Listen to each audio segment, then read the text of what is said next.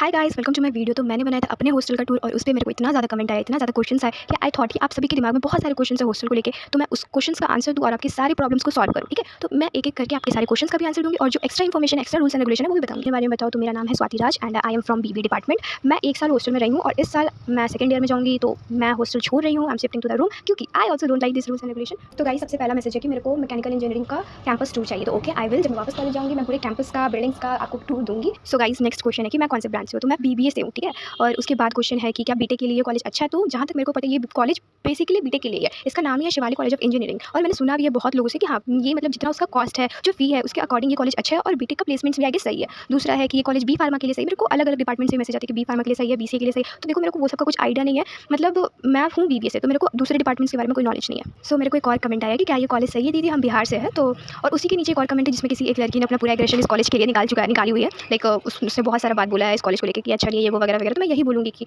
ये एक personal opinion है, पर्सन टू पर्सन डिपेंड करता है। किसी का एक्सपीरियंस बहुत अच्छा हो सकता है, किसी का एक्सपीरियंस खराब हो सकता है और ये कॉलेज पे डिपेंड नहीं करता। आप अच्छे कॉलेज में चले जाओ, आपको अच्छा फ्रेंड्स नहीं मिल रहा, आपको अच्छे फैकल्टीज नहीं मिल रहा, तो आपका एक्सपीरियंस खराब ही होगा। और आप मतलब कैसे भी कॉलेज में रहो, अगर आपका ग्रुप अच्छा है, आपके अच्छे सर्कल से, तो आपको अच्छे लोग मिले। और मेरे से ना बहुत लोग बॉयज़ हॉस्टल के बारे में पूछते हैं, तो मैं बता दूँ कि बॉयज़ हॉस्टल भी सिमिलर ही है जैसा गर्ल्स हॉस्टल का मैंने रूम टूर दिखाया। बस यही है कि उनमें बालकनी नहीं है, उनमें कॉमन वॉशरूम है और गर्ल्स हॉस्टल में आप सबका अपना अपना सेपरेट वॉशरूम है। ठीक है, फिर दूसरा क्वेश्चन था जिम के बारे में। तो हाँ, कॉलेज के नियर में ही एक जिम है और कॉलेज के कैंपस में भी जिम है, तो वो आप पे डिपेंड करता है कि आपको कौन सा जिम प्रेफर करना है। कॉलेज में भी जिम है, बॉयज़ के लिए तो बहुत ज़्यादा ही फ्रीडम, बहुत ज़्यादा ही, उन लोग पे ज़्यादा कुछ रिस्ट्रिक्शंस है नहीं। मोस्टली गर्ल्स पे रिस्ट्रिक्शंस है। बहुत लोग पूछते हैं रूल्स एंड रिस्ट्रिक्शंस के बारे में, मोस्टली गर्ल्स। तो हाँ है, कॉलेज में, हॉस्टल में बहुत रिस्ट्रिक्शंस एंड रूल्स है। फिर मेरे से क्वेश्चन पूछा गया है कि क्या कैंपस में नेटवर्क अच्छा रहता है, तो हाँ, कैंपस में नेटवर्क अच्छा है। जियो का हो, एयरटेल का हो, जो भी आपका सिम है, जो भी है, आपको नेटवर्क का कोई इशू नहीं होगा। कभी कभी मौसम खराब होने पे नेटवर्क इशू होता है, वो हर जगह होता है। लाइक ऐसा नहीं कि वो पर्टिकुलर एरिया में हो रहा है, नहीं, वो हर जगह होता है। और वहाँ पे आपको कैंपस में वाईफाई मिलता है, आपके रूम में, हॉस्टल में वाईफाई मिलेगा ही, तो आपका नेट नहीं चलेगा तो वाईफाई चलेगा ही। दूसरा है कि क्या मुझे बाल्टी लेकर भी आना पड़ेगा, तो हाँ, बाल्टी लेकर आना पड़ेगा, पिल्लो लेकर आना पड़ेगा। ये सब चीज़ें हैं जो आपको खुद से लानी। सो गाइस, अब मैं आपको बताती हूँ सारे रूल्स एंड रेगुलेशन जो भी हॉस्टल में। ठीक है, तो सबसे पहले अगर आपको आउटिंग पे जाना है तो आपको आउट पास साइन करवाना पड़ेगा। ठीक है, अगर आज जा रहे हो और आज ही आ जाओगे गेट बंद होने से पहले, तो आपको आउट पास साइन करवाना पड़ेगा, जिसके लिए आपको अपने पेरेंट्स से बात करवाना है। ठीक है,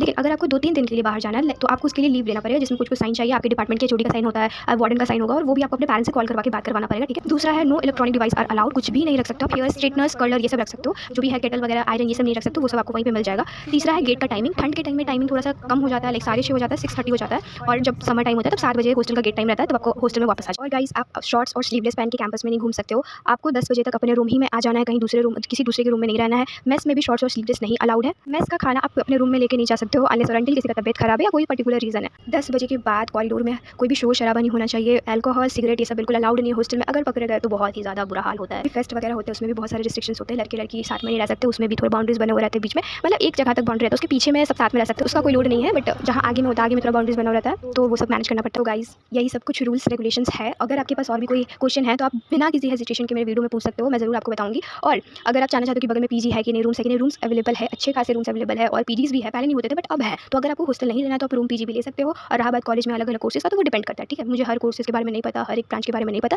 जितना मेरे को पता है, आई ट्राई माय बेस्ट कि मैं आप सबसे शेयर कर सकूँ।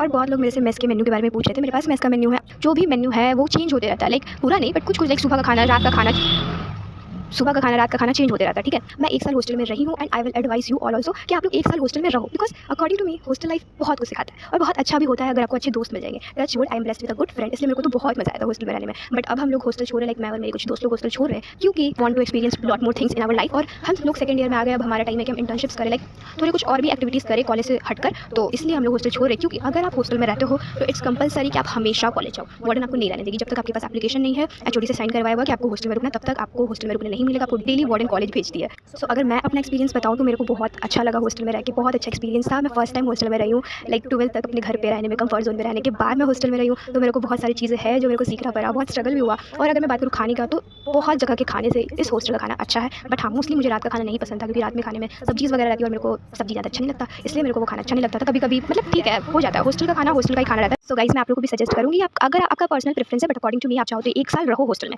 और एरियाज़ वगैरह देख लो, एरिया वगैरह जान लो पहले, उसके बाद बाहर शिफ्ट करो, क्योंकि वो एरिया है थोड़ा सा कि आपको सेफ्टी रखना पड़ेगा। ठीक है, तो हम लोग तो 1 साल में पूरा छानबीन कर चुके हैं पूरे एरियाज़ में, तो हम लोग अब सब जानते वानते, इसलिए हम लोग बाहर निकल। So guys, that's it for today's video. I hope आपको ये वीडियो अच्छा लगा होगा। आपके पास कोई भी क्वेश्चन है आप मेरे से पूछो, मेरे को कोई हेजिटेशन नहीं, कोई प्रॉब्लम नहीं आप लोग को आंसर करने में। So that's it for today's video. और please do not forget to like, subscribe and share. जिसको भी ये वीडियो हेल्पफुल लगे, इन्फॉर्मेटिव लगे, आप लोग लाइक करो, सब्सक्राइब करो। बहुत मेहनत कर रही हूँ मैं यार ये वीडियो बनाने के लिए, मेरे पूरे पसीने आए हुए मेरे को। अपना कमेंट, अपना क्वेश्चन पूछना मत भूलना। So bye, see you in the next video.